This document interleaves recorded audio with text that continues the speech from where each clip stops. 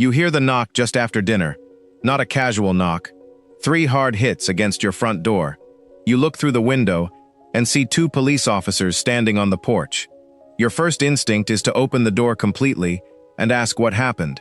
That instinct can cost you more than you realize. You open the door only far enough to speak safely. One officer says, "They are investigating something nearby." Then comes the question, "Do you mind if we come inside and take a quick look?" Never say, "Sure, I have nothing to hide." That sentence sounds harmless. It sounds cooperative. It may also become the permission they use to enter your home without a search warrant. This is not about being hostile to police. It is about understanding that consent can replace the warrant they do not have. Your home receives some of the strongest protection under the Fourth Amendment. Police generally need a valid warrant before entering to conduct a search, but a search may still be lawful without one, when a recognized exception applies.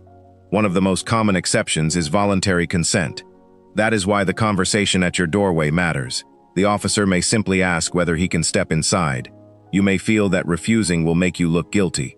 You may think innocence means cooperating with every request, but police do not need to prove that you knew you could refuse before arguing that your consent was voluntary. Your words, movements, and the surrounding circumstances may later be examined to decide whether you gave permission. So keep your response calm and unmistakable. I do not consent to any entry or search. Do not decorate it with explanations. Do not say, "I would rather you didn't." Do not say, "Not right now." Do not say, "I guess that's fine." If your quick, ambiguous language creates arguments, a clear refusal creates a record. The officer may answer, "We're only trying to clear something up." You can remain respectful. "I understand, officer, but I do not consent to an entry or search." Then ask the question that changes the encounter. Do you have a warrant? If the answer is no, do not step aside and wave them in. Do not hold the door open while continuing the conversation. Do not invite them inside because it is raining or uncomfortable on the porch. Once officers are lawfully inside, anything obviously incriminating that they can legally observe may create additional problems. Your living room is a view into your private space. You may be thinking, "There is nothing illegal in my house." That does not mean a search cannot affect you. A roommate may have left something behind, or an officer may misunderstand an ordinary object. You should not surrender a constitutional protection merely to appear cooperative. Now the officer changes his wording. "We can get a warrant anyway." Never respond. Then go ahead and search. Let them follow the legal process. You can say, "I do not consent. I will not interfere with any lawful order." You are not giving permission. You are also not threatening resistance. If officers say they are entering despite your refusal, do not block the doorway, push anyone, grab the door, or physically fight the search. State your refusal clearly. Then step back and avoid escalating the situation. The legality of an entry can be challenged later.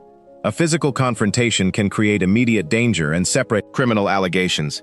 There are situations where police may enter without your consent and without first obtaining a warrant.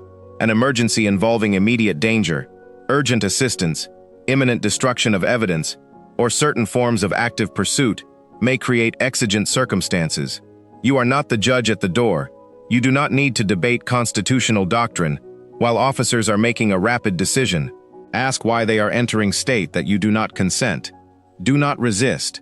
Remember the details. If it is safe and lawful where you live, document the encounter without interfering. But do not assume that saying "no warrant" automatically prevents every entry. A refusal blocks consent. It does not erase every other legal exception. The officers may also present a document and say they have a warrant. Do not grab it, tear it, or claim it must be fake. Ask to see it and read it carefully if circumstances allow. Check the address. Look at what places the warrant authorizes them to search. Look at what items it describes.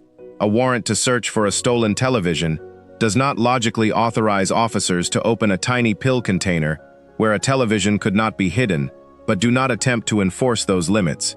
Physically say, "I do not consent to any search beyond what the warrant authorizes."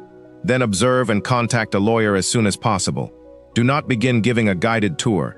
Do not explain where everything is. Do not volunteer passwords. Do not answer investigative questions simply because officers entered with a warrant. A search warrant is authority to search within its lawful scope. It is not a command requiring you to narrate your. You can say, I am choosing to remain silent, and I want to speak with an attorney. Then stop filling the silence. Silence will feel uncomfortable. Let it. The officers may ask, who owns a bedroom bag, safe computer, or object?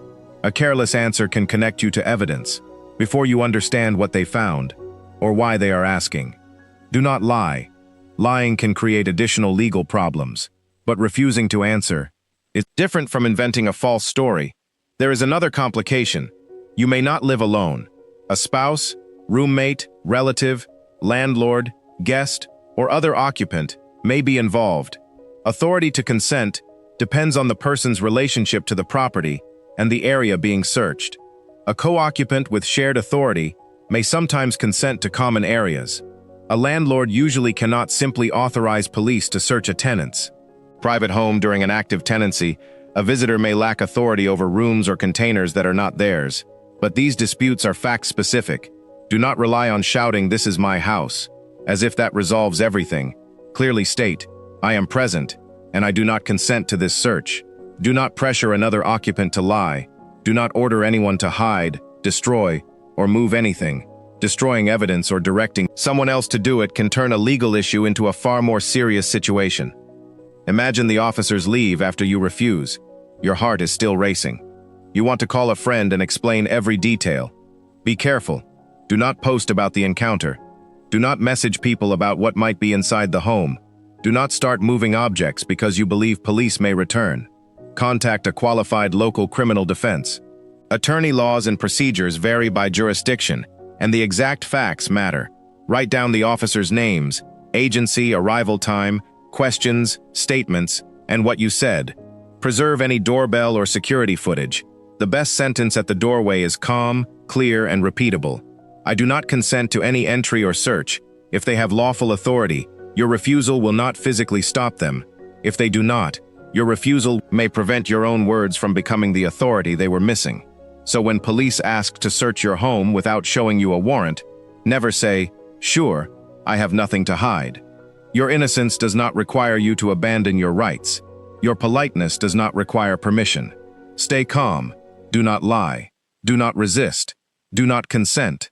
And let the law not pressure at your front door decide what happens next.